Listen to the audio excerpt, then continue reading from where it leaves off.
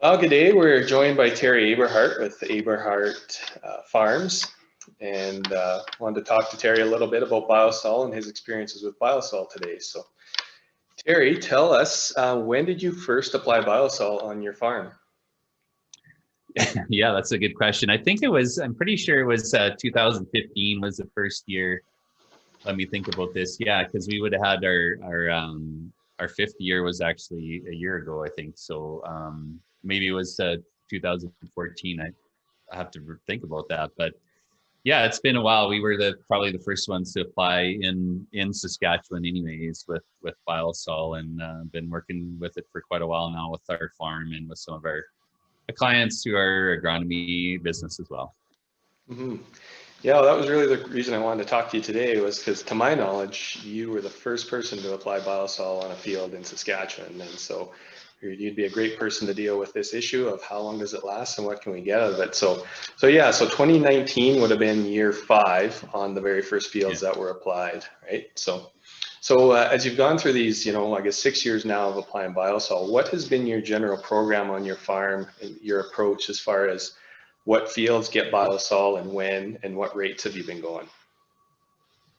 Yeah, so previous to Biosol, we were on an elemental program as well with Tiger 90. So really what we've done is typically when we first look to apply Biosol is usually on a year that we're going to grow canola on that field is usually where we start, but not always. If we take on some new land and it hasn't been done yet, we'll just do it all just to kind of keep it in blocks. But essentially we kind of want to get into that where we're rotating a certain portion of the farm every year.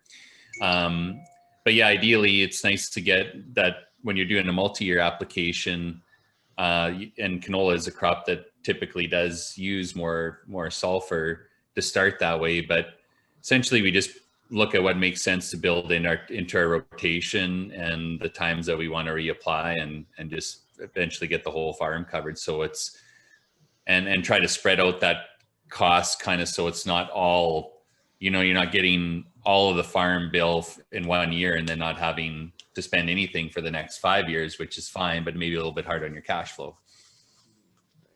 Yeah, for sure. And what kind of rates have you been going with the Biosol in your program?